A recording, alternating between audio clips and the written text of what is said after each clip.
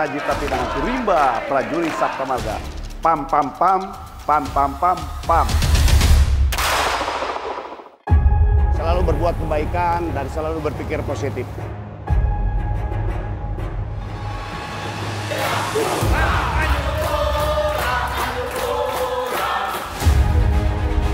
Punya kejujuran dan selalu berprinsip. Hari ini harus lebih baik daripada kemarin.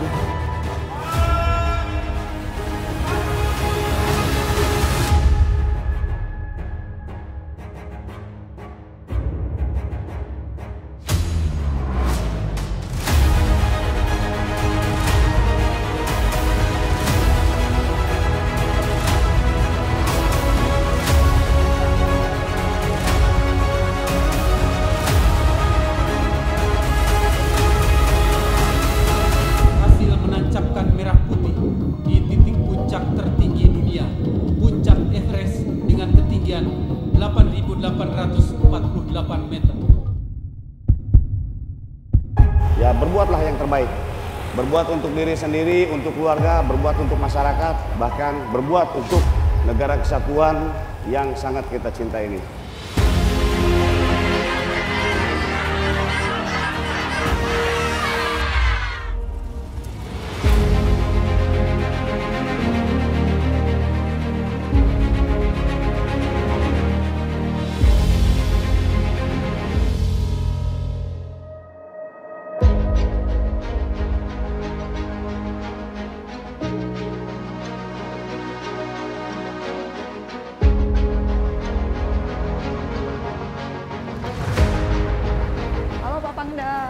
Halo, selamat pagi. Gimana kabar, sehat, Mbak? Sehat. Iya. Bagaimana aktivitas untuk pagi hari ini? Ya, alhamdulillah aktivitas hari ini sesuai dengan kebiasaan sehari-hari. Olahraga apa hari ini? Yang pertama, bangun tidur, kita bersyukur, kemudian kita minum air putih, setelah itu kita sholat, berdoa, dan persiapan. Untuk kita melaksanakan olahraga diawali dengan goes. Goes, boleh Iya. kita ikuti goes Pak? Boleh, hari ini? silakan.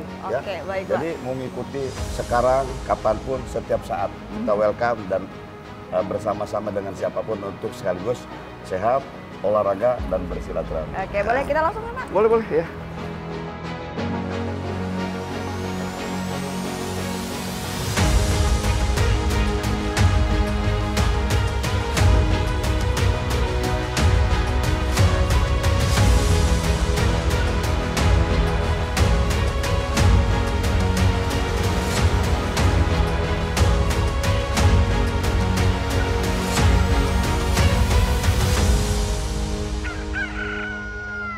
Jadi olahraga bukan asal olahraga, Mbak. Bagaimana ikuti prosedur yang memang prosedur standar untuk berolahraga. Bisa dilakukan oleh siapapun. Sederhana itu. Habis olahraga langsung duduk, kaki ditekuk, itulah mengakibatkan terjadinya seperti varises. Ya, jadi sebelum olahraga melaksanakan peregangan pemanasan, setelah olahraga melaksanakan pelemasan. Iya. Itu tips. Setelah itu, Ya. nah Bapak tadi sempat membahas tentang kuliner. Kuliner ini siang atau setelah goes boleh dilakukan Pak? Ya, kalau pagi-pagi ya begitu finish kita kuliner. Contoh Contohnya ada apa nih, soto, Pak? Ada soto. ya kan? Ada bubur ayam. Iya. Dan Pontianak terkenal dengan kulinernya. Mana yang kita bisa santap di pagi hari, mana yang kita santap di siang hari, dan mana yang kita santap di malam hari. Para dan Ramil cari, ya bukan tempat yang bagus, tapi bagaimana rasa yang enak yang bisa kita cicipi. Kadang-kadang hanya di warung-warung kecil, tetapi rasanya enak sekali. Wujud dari kekompakan, wujud dari soliditas dan suasana kekeluargaan. Iya. Jadi bagaimana kita bekerja seenak mungkin, tapi mereka tidak boleh seenaknya. Oke, baik. Etika, sopan santun, respek, hormat, dan loyal. Itu Pak, kuncinya. Dimanapun kita berada, bumi dipijak, langit dijunjung. Kita harus menghargai, menghormati kearifan lokal. Anggota pun sama, kita berikan contoh dan ajarkan. Sehingga kita bisa diterima di semua tempat. Baik di lingkungan kita TNI maupun di lingkungan masyarakat. Tidak boleh sombong. Sombong itu selendang Tuhan. Kita harus rendah hati.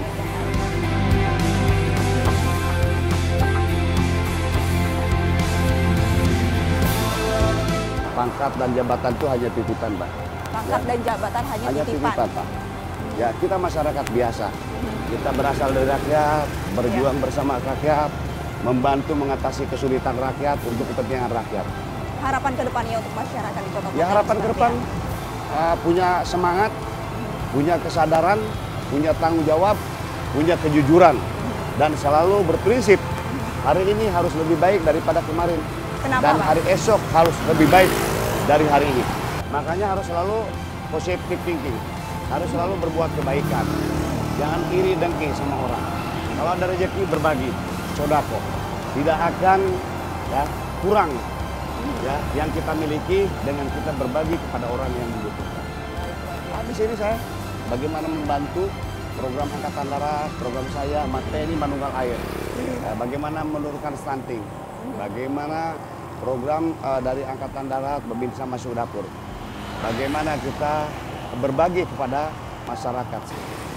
Setiap goes atau ada hal lain lagi biasanya untuk memberikan sebuah perhatian bagi masyarakat? Ya, sebetulnya bukan hanya saat gue saja.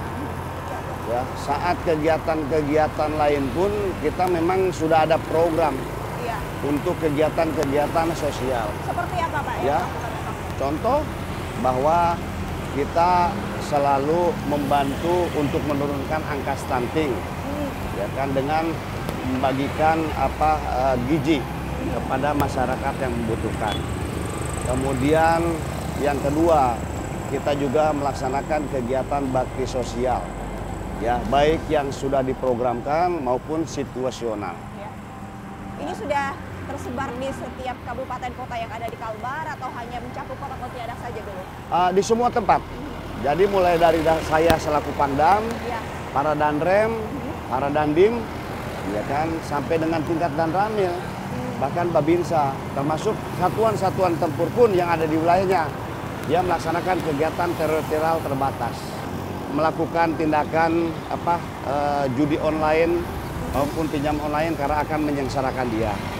Kemudian yang kedua, kita juga mendata masyarakat yang memang masih kesulitan, termasuk jarak yang jauh untuk menuju tempat sekolah. Kita bikin penampungan anak-anak sekolah, sehingga hari Senin sampai Jumat mereka ditampung, ada bimbingan Babinsa, kemudian berikan sedikit gizi, dan hari Jumat mereka bisa kembali dengan keluarganya berkumpul. Di daerah Ya kan. Kemudian kita juga ada program TNI Manunggal Air. Sudah puluhan titik air untuk membantu masyarakat karena sulitnya air bersih. Dengan air bersih, masyarakat akan hidup sehat. Kemudian membangun MCK. Tidak lagi mereka buang air besar kemudian di halaman. Kemudian mereka juga tidak lagi mengambil air yang jauh dan bisa mengkonsumsi air bersih. Itu akan menurunkan stunting.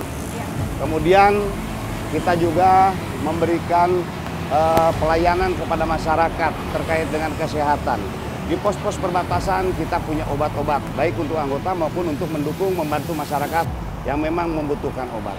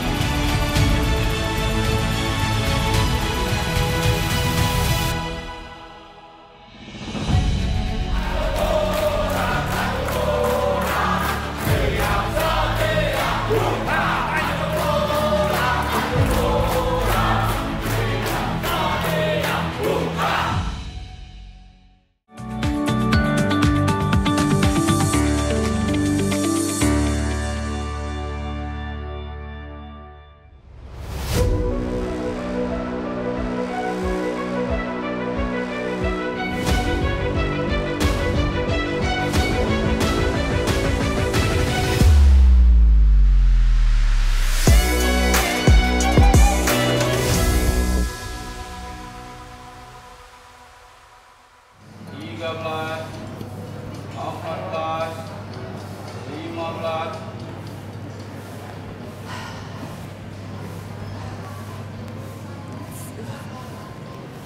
luar biasa nih kebugaran Bapak. Dari goes di luar kemudian dilanjutkan dengan fitness nih. Tipsnya apa sih Pak? Ya, tipsnya kita semangat. Ya. Tadi kita goes hanya 25 kilo. Ya. Itu kan bagian bawah sama pinggang. Sekarang kita latih lagi otot bagian atas. Oh ya, harus balance Karena gitu ya dari otot kuat, ya. tulang kita pun akan menjadi kuat. Sehingga kita awet muda. Iya, benar Dan sekali. kita selalu bugar. Iya, Pak tadi setelah nyampe terus duduk sebentar ada yel-yel itu apa itu namanya Pak? Oh, istilah saya Bu, Mbak, dimanapun kita berada, di situ harus ada getaran semangat. Maka bilang contoh dan teladan. Yel-yel saya latih, karena dengan yel-yel, dengan semangat, itu akan menunjukkan kekompakan, soliditas, dan kegembiraan. Jadi saya kasih contoh, saya melakukan semua anggota happy. Iya. Dan bisa, bukan hanya yel-yel, tapi joget. Joget, Ya, iya. joget komando istilahnya. Saya bisa latihkan anak-anak itu, anggota, bahkan keluarga. Itu semuanya sekarang 16.000 anggota. Kita sama dengan keluarganya anak-anak. Bisa yel-yel, bisa joget. Itu menunjukkan bagaimana kekompakan, bagaimana semangat, bagaimana guyup antara komandan dengan bawahan. Saling asah, saling asih, dan saling asuh. Saya senang bagaimana kita memimpin dengan hati, memimpin gaya kampung, tapi yang amanah. Gerakan yang membuatnya itu siapa Pak? Bapak sendiri atau Saya. ada? Oh, Ya, iya. jadi ya dari dulu saya, dari sejak letnan, saya selalu bisa memberikan motivasi kepada seluruh anggota. Sampai sekarang, tidak merendahkan saya selaku Pangdam Mayor Jenderal untuk turun bersama-sama di tengah anggota, untuk bisa memberikan contoh dan teladan. Kalau Panglimanya, kalau Jenderalnya, dia memimpin yel-yel dan kasih contoh, wah bagaimana anggota di bawah kita. Iya. Ya, Luar biasa energi yang diberikan yang tersebar gitu di antara Pangdam sendiri dan juga anggota. Saya juga ikut tadi itu Pak. Luar biasa energinya ya. Makanya boleh kapan saya ikut, mari bersama-sama dengan kita. Dan fasilitas tentara itu boleh digunakan untuk masyarakat, apalagi untuk membentuk atlet-atlet yang akan membawa nama daerah.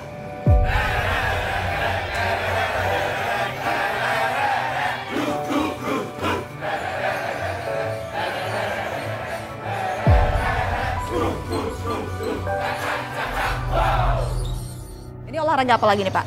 Ini angkat untuk menguatkan otot bahu. Ya, kemarin kita lomba 17-an.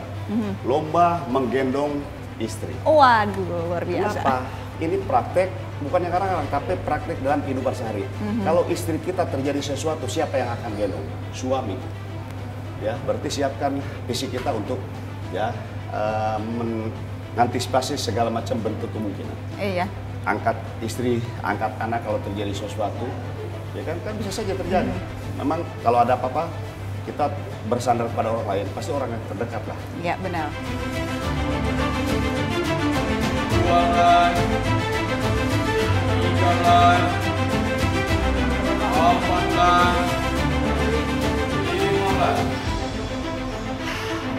Mandohan Turimba Prajurit serta marga pam pam pam pam pam pam pam Tanjung Pura Patriot NKRI sekali melangkah patah menyerang. Waco.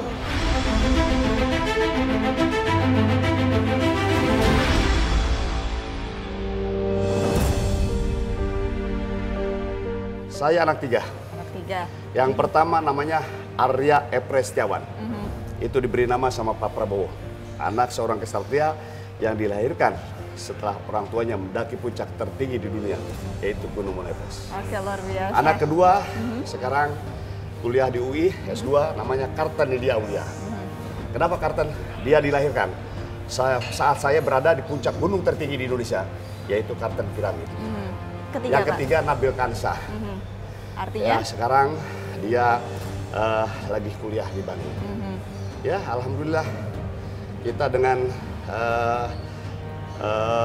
anak tiga ini semuanya sudah besar-besar. Mudah-mudahan saya selalu berharap dari orang tua supaya anak-anak sukses dan terutama menjadi anak yang soleh.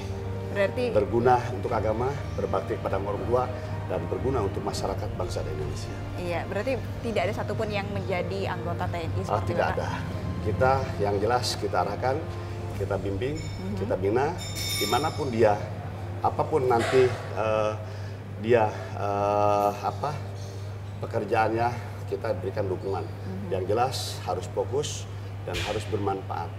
Bagaimana dia menjaga kehormatan diri, kehormatan keluarga, dan kehormatan untuk nama besar, termasuk nama besar TNI. Karena dari keluarga akan membawa dampak terhadap keluarga, termasuk institusi. Kalau anak saya berprestasi, pasti, anaknya Pak Iwan, berprestasi. Kalau anak-anak sendiri bagaimana anak-anak melihat sosok seorang ayah yang saat ini menjadi pangdam? Yang jelas, saya tidak tahu bagaimana anak melihat. Yang jelas, ya mereka akan menjadikan orang tua sebagai panutan. Karena yang saya sampaikan tadi, bagaimana di rumah, mulai dari bangun pagi, bagaimana kita beribadah, bagaimana kita menjaga kebugaran, dan bagaimana kita bersosialisasi di satuan kita berdinas. Anak saya pernah dinas, pernah ikut dinas kemana saja. Baik di Kopassus, mulai dari Banten, Cijantung, Bandung, Solo. Termasuk di luar Sulawesi, sekarang di Kalimantan, bahkan di Papua. Dan ikut terus keluarga. Ya, cuman kalau sudah besar ya itu, dia tidak bisa ikut kemanapun saya bertugas. Kecuali kalau masih kecil, ikut terus. Pindah-pindah terus. Sekarang sudah yang satu di Bandung, dua di Bandung, satu di Jakarta. Waktu-waktu libur lah, kalau saya ada rapat, saya bisa nengok anak dan cucu. Kita dari kampung, Mbak. Ya, dengan aktivitas yang begitu padat nih, Pak. Bagaimana membagi waktu dengan istri? Ya itu, saya bilang di sela-sela kesibukan, celah-celah waktu, luangkan waktu untuk keluarga. Contoh, hari-hari olahraga pada saat Senin sampai Jumat, tapi kalau ada waktu sore juga bisa olahraga sama keluarga. Begitu Sabtu atau Minggu, kita nikmati kuliner, jalan juga sama olahraga, naik sepeda atau jalan kaki. Begitu kita pulang, ada rapat di Jakarta, kita bisa nengok anak cucu. Ya, kalau saya tidak sempat ya istri lah. Sudah punya cucu Bapak ya? Sudah punya cucu 2. Luar biasa, masih sangat bugar gitu di usia sekarang nih. Pak, saya cucu sudah 2. Saya usia sudah 56 tahun. Tetapi saya merasa usia 30. Karena ya kita happy terus, kita segar terus, kita bugar terus. Karena olahraga gitu ya, dan juga selalu berpikir positif tadi Bapak sudah sampaikan. Ya Bapak boleh cerita sedikit tentang masa kecilnya Bapak dari mana sih Pak? Izin gitu. Ya, mungkin sama juga dengan Mbak. Saya prihatin Mbak. Saya dari kampung, namanya Kampung Babakan Cibolang. Desa Cincin, Soreang, Kabupaten Bandung. Saya dari orang biasa, petani, konveksi, kemudian SD pun saya sampai dengan kelas 3, saya tidak punya sepatu. Ya alas kaki, telanjang alas kaki. Nyeker lah kalau bahasa Sunda. Ya, kemudian prihatin. Saya dari kecil, saya dulu untuk membantu orang tua, saya jualan es. Harga Rp10, Mbak. Ke kampung-kampung Nenteng. Itu pada tahun berapa itu, Pak? Pada tahun berapa itu? Rp10. SD. Usia saya berarti sekitar 9 tahun, ya kan? Jualan es, saya jualan kangkung, saya tanam kangkung sendiri, dan hanya saya yang mau prihatin dari dulu dibanding kakak dan adik saya. tidak tergiur dan tidak terpanggil lah, saya nggak pengaruh. Jadi saya jualan es, saya jualan kangkung, saya pelihara ayam, ya jadi cukup prihatin. Dan saya sekolah di kampung, bahkan saya pakai sepatu itu usia kelas 3, harga sepatu 2.500. Jadi kalau mau berangkat ke sekolah, karena becek lewat pematang sawah, saya pakai plastik leseng.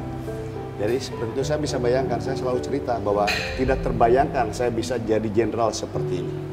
Bahkan untuk melihat Monas pun di Jakarta itu impian dari seorang anak kampung. Ya, lulus SD, saya masuk ke SMP. SMP pun di Soreang, yang dari kampung halaman juga, itu juga prihatin. Dipikir sama orang-orang di kampung itu, ya saya orang pendiam, kemudian tidak banyak bicara, tapi saya aktif untuk jualan es maupun yang lainnya.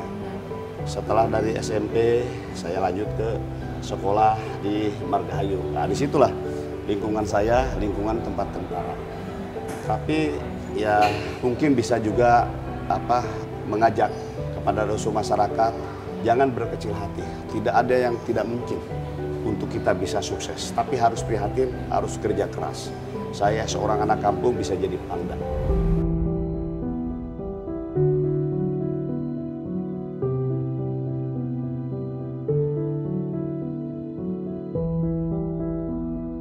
Hidup saya ya seperti itu.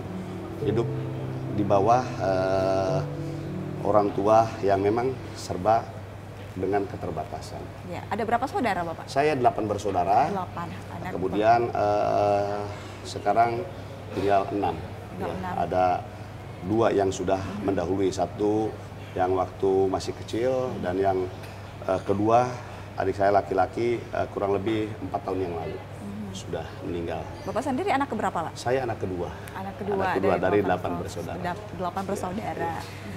Jadi saya waktu di SMA aja karena di lingkungan tentara, teman-teman mengajak saya untuk daftar menjadi akabri waktu itu kan, karena masa depan cerah, calon jenderal. Kita ngikutin.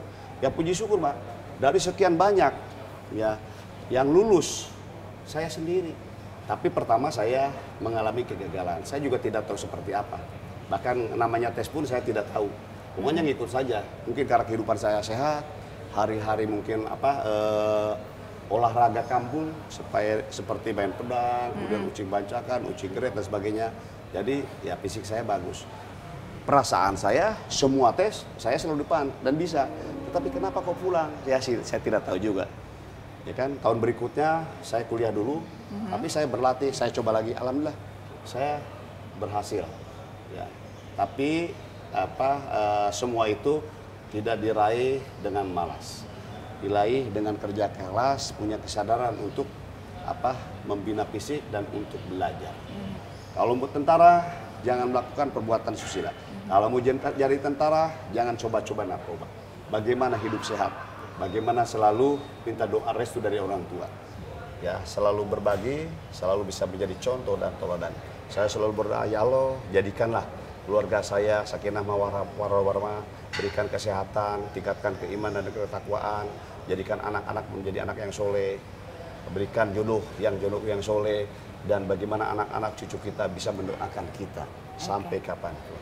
Antara saya Kasdam dengan seluruh perwira, ya guyup, kompak, inilah ya pekerjaan kita bisa laksanakan dengan sebaik-baiknya. Saya juga minta masukan kalau ada kekurangan-kekurangan selama saya berdinas mengemban amanah tanggung jawab jabatan di Kodam 12 Yang jelas kecintaan saya kepada Kalimantan Barat jangan diragukan.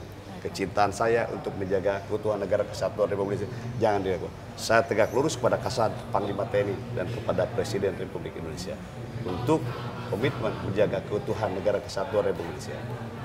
Baik, prajurit pegang teguh Sabta Marga, Sumpah Prajurit, dan 8 wajib TNI. Luar biasa. Cinta terhadap bangsa dan negara juga keluarga. Keluarga itu, Pak. Okay. Ya.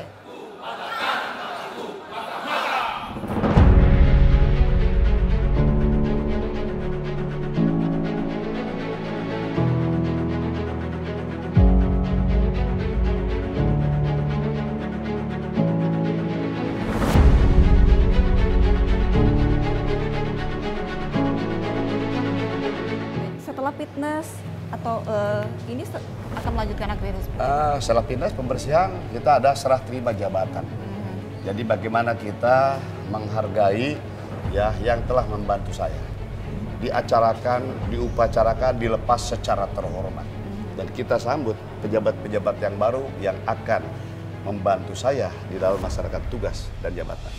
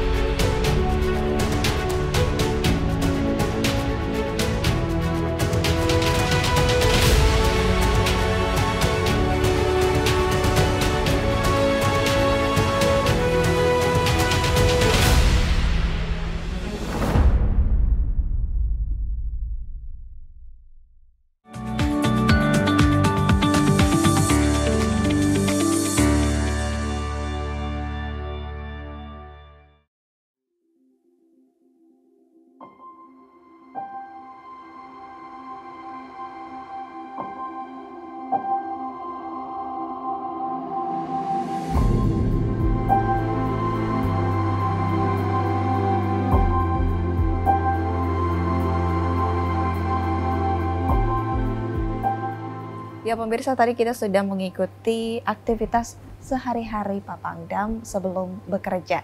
Nah, kali ini kita ingin mengetahui lebih detail bagaimana perjalanan karir dari Pak Pangdam sendiri. Bisa dijelaskan? Baik, terima kasih Mbak Pena.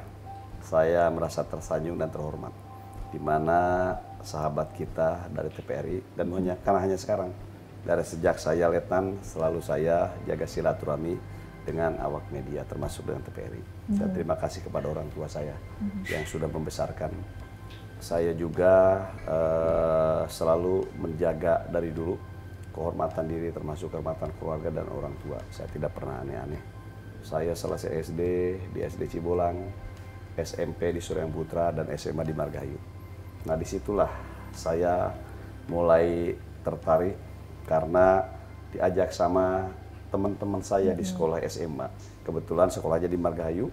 Nah, teman-teman saya banyak anak angkatan udara, Paskas itu. Kemudian saya diajak untuk mendaftar ke Akademi Militer. Dan memang setiap tahun ada senior dari Taruna datang ke sekolah untuk mempromosikan. Nah, tentunya ini suatu hal yang memang menjadi impian dari seluruh SMA yang tentunya di sekolah saya. Tahun 89 saya tes dan masuk pendidikan menjadi Taruna Akademi Militer. Dan selama pendidikan Akademi Militer bagi saya ini tidak ada sesuatu hal yang berat. Karena memang kita hidup di tengah-tengah keprihatinan dengan segala macam kesulitan. Bahkan di sana kita lebih senang makan teratur. Ya kan, tidur teratur, perlengkapan dikasih, dapat uang saku selama Taruna. Kemudian selesai Taruna, saya dilantik dan ini juga suatu kebanggaan bagi orang tua keluarga dari kampung, dilantik sama Bapak Presiden di istana. Singkat cerita, saya lulus menjadi letnan, dilanjutkan dasar kecabangan, saat itu seleksi komando dan kebetulan saat itu yang diidolakan salah satu perwira adalah Letnan Kolonel Prabowo Subianto. Beliau karirnya cemerlang, pemberani, tugas operasi selalu berhasil. Ya, Batal 328. Pada saat saya sarca, beliau jadi Danpus Diklat Pasus. Beliau sendiri yang menyeleksi kita untuk menjadi prajurit baret merah. Beliau ngasih contoh push up 50. Pak Prabowo itu level. Bagaimana bangganya seorang letnan. Lihat figur yang dibanggakan, push up pun bisa 50. Waduh. Nah ini semakin tambah kebanggaan kita untuk menjadi pasukan baret merah. Singkat cerita lagi, ya saya lulus menjadi pasukan baret merah dan salah satu pendidikan komando di zaman Pak Prabowo yang beliau berani merubah kurikulum. Kurikulum yang memang betul-betul terukur, yang betul-betul menyekolah, yang diperhatikan gizi asupan.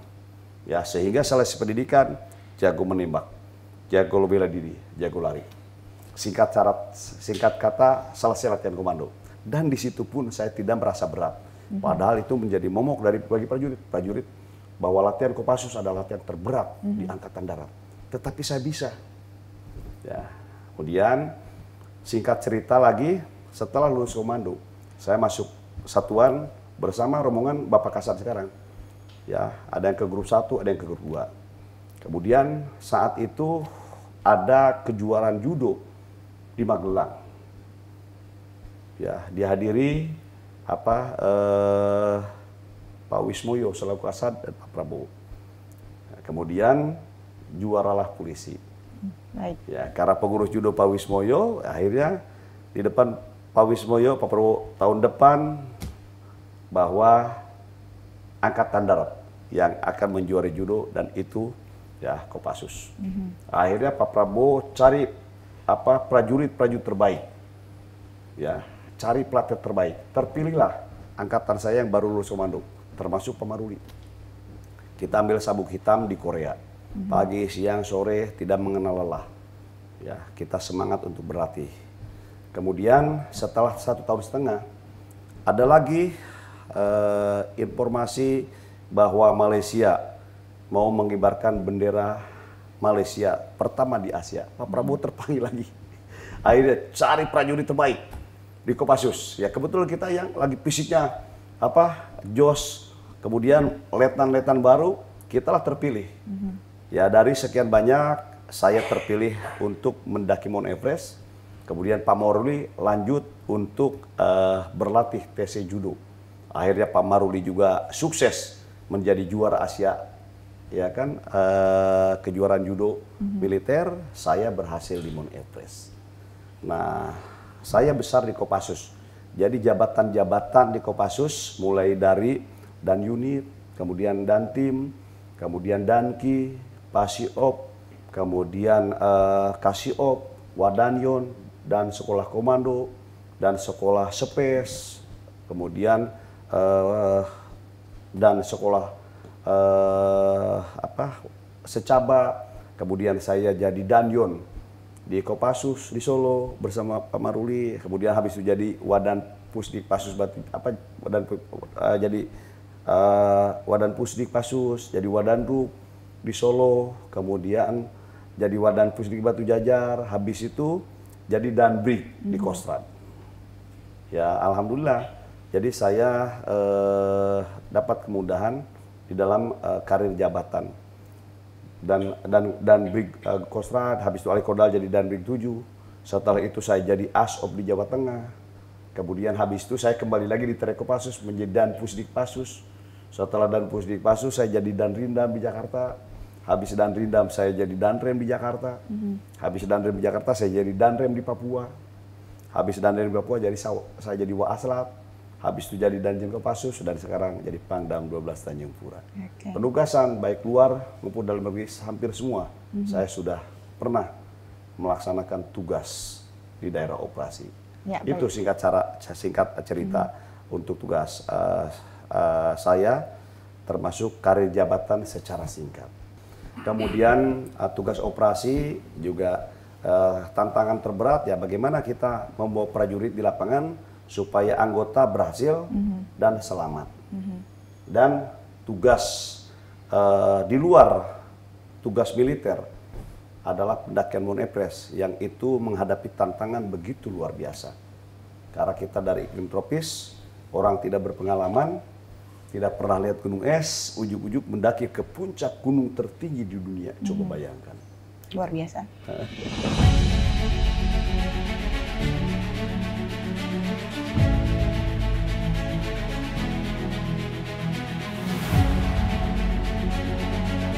Ini luar biasa, dan saya kalau ditanya tentang Mount Everest, ini saya selalu merinding.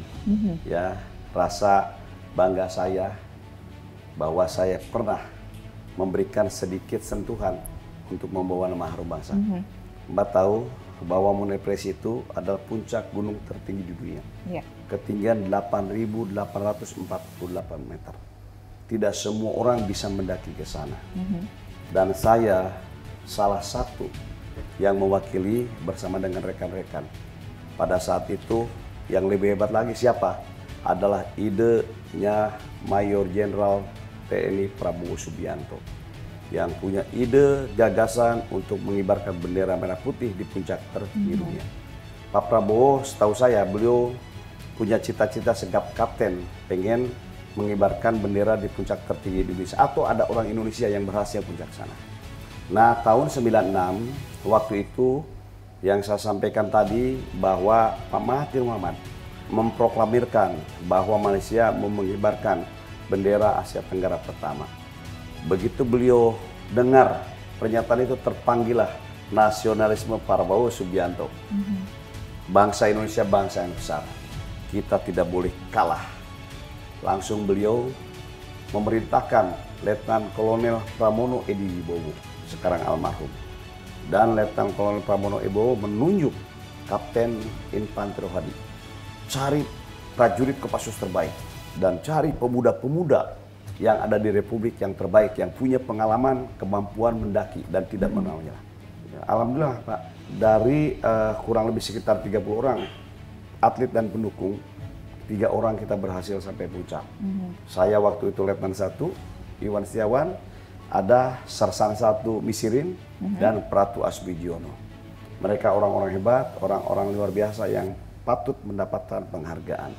tapi mereka tidak menuntut apa-apa, mereka selamat kembali bersama dengan keluarga berkumpul, itu sudah nilai yang sudah tidak bisa dinilai dengan apapun.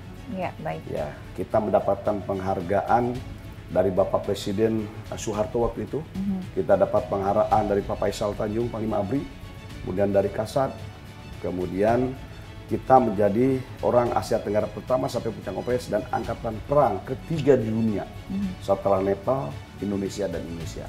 Bagaimana perjuangan dengan suhu minus 50 derajat. Hanya orang-orang yang memang sudah totalitas pengabdian yang sudah tidak takut mati demi kehormatan bangsa. Ya alhamdulillah keberhasilan itu membawa harum bangsa Indonesia. Bagian dari sejarah dan saya ikut serta andil di situ. Terima kasih Pak Prabowo, terima kasih almarhum Pramono Edi Wibowo, terima kasih Kapten Rohadi, ya dan semua tim EPRES yang karena tim inilah kita berhasil dengan dukungan doa istri saya, doa orang tua saya dan doa masyarakat seluruh Indonesia. Hasil menancapkan merah putih di titik puncak tertinggi dunia, puncak Everest dengan ketinggian 8.848 meter.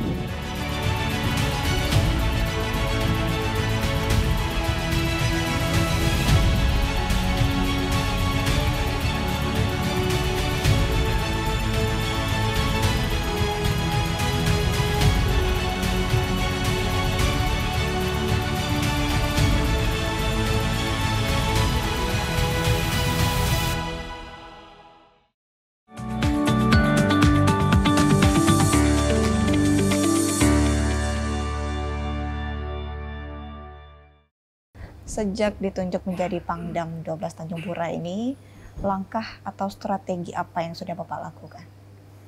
Yang jelas di setiap saya berdinas bertugas, saya selalu berbuat yang terbaik sesuai dengan kapasitas kemampuan saya.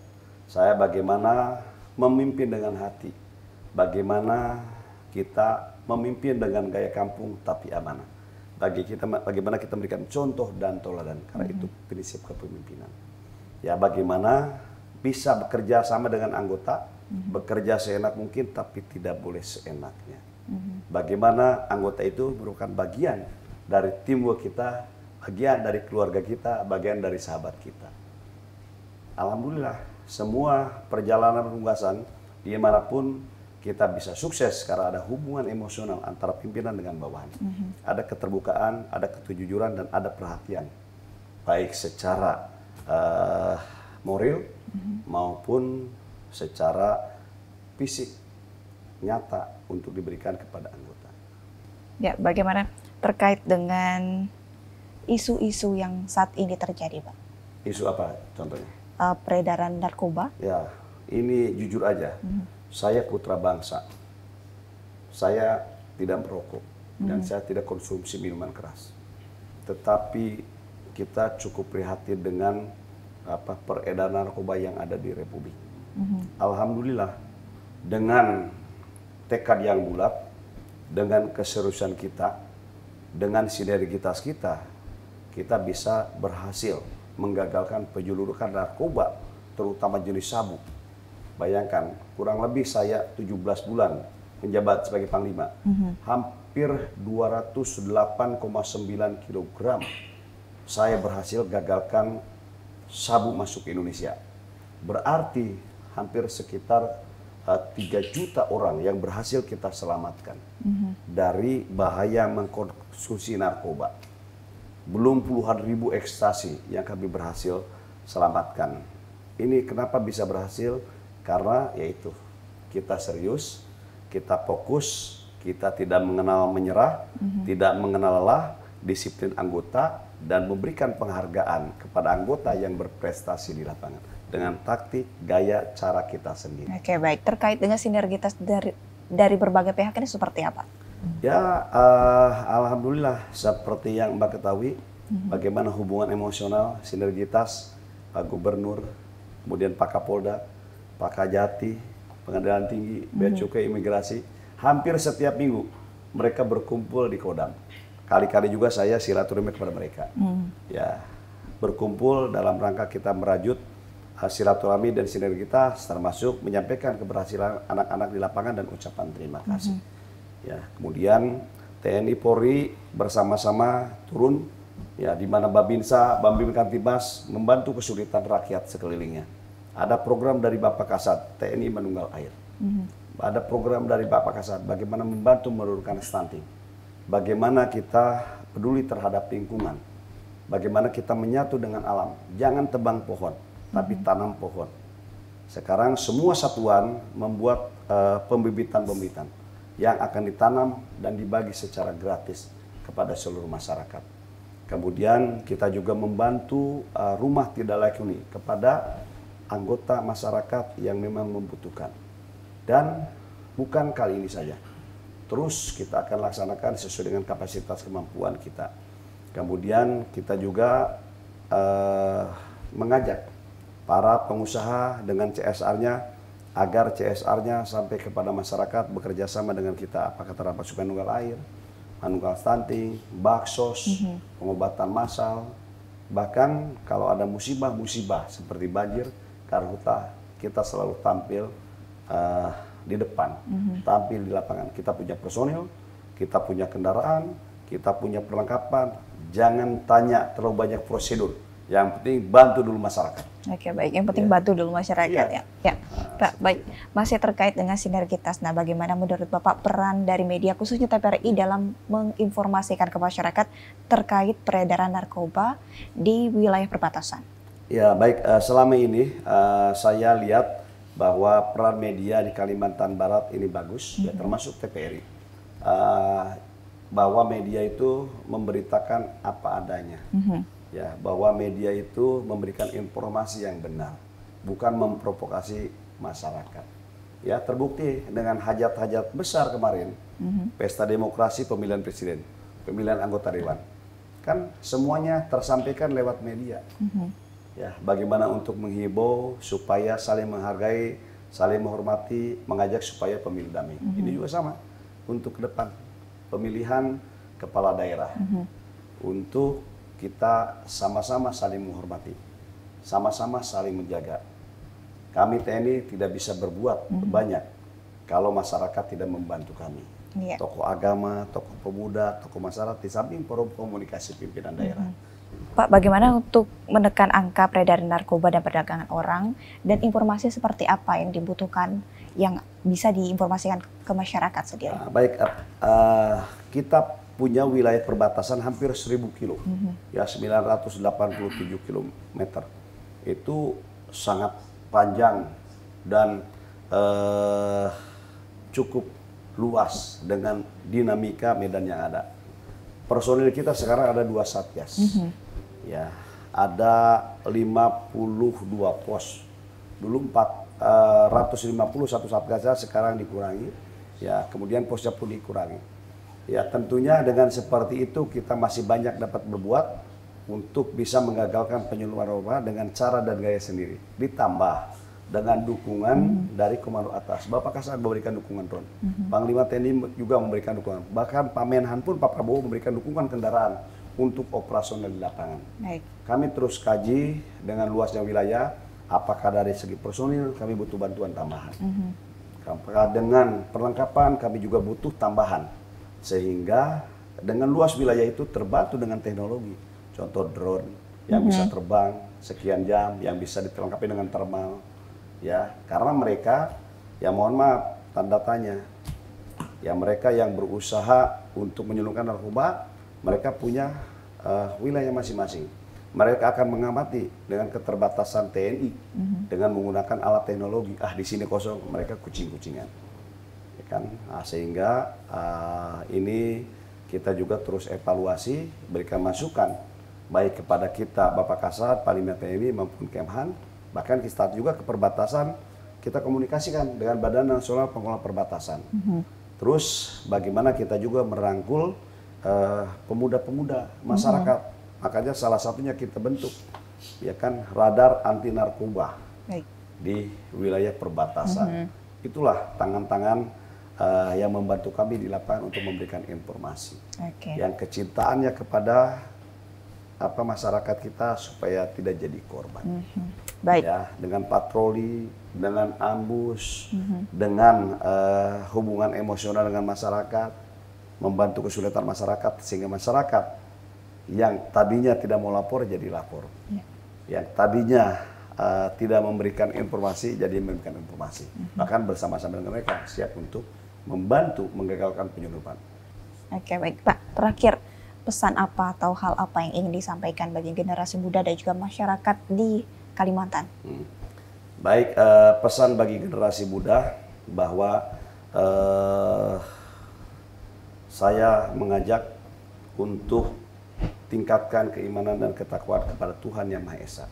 Yang kedua, bahwa kita harus bekerja keras. Tidak ada yang tidak mungkin bagi seorang pemuda Kalimantan Barat untuk bisa sukses. Contoh saya, orang tidak punya sekarang jadi jenderal. Tidak diraih dengan malas-malasan, tetapi diraih dengan kerja keras dan semangat, berdoa, dan doa orang tua. Kemudian pesan lagi seperti yang sudah disampaikan kepada generasi muda, jangan coba-coba narkoba. Apakah menggunakan narkoba, menyebarkan maupun jadi kurir narkoba. Jangan bermain-main dengan judi online dan jangan melakukan pinjaman online. Karena itu akan membawa malapetaka, akan menyengsarakan kita. Jaga kehormatan diri, jaga kehormatan keluarga, jaga kehormatan satuan kalau TNI, dan jaga kehormatan nama besar Kalimantan Barat. Kalau kita bisa berbuat baik, kalau kita bisa berprestasi, kerja keras. Dan selalu mohon doa orang tua dan selalu mohon sama Yang Maha Kuasa. Itu pesan saya, ya. Jadikan Kalimantan Barat menjadi provinsi tertoleransi di Republik. Mari kepada seluruh masyarakat yang ada di Kalimantan Barat, termasuk Kalimantan Tengah, jaga keutuhan NKRI, saling menghargai, saling menghormati untuk kita menghadapi masa depan yang lebih baik lagi. Terima kasih. Itu saja dari saya. Salam hormat. Adil Katalino bacuramin kasaruga basengat kadibata arus cara tanah jita pinahan turimba prajurit Sabta Marga pam Tanjung Pura Patriot NKRI sekali melangkah pantang menyerah. Wacau hormat. Baik, terima kasih Bapak atas waktu dan kesempatannya pada hari ini. Ya pemirsa, demikian perbincangan saya bersama dengan Pangdam 12 Tanjung Pura. Semoga dapat menjadi inspirasi dan terus jaga, amankan dan kawal Negara Kesatuan Republik Indonesia. Sampai jumpa.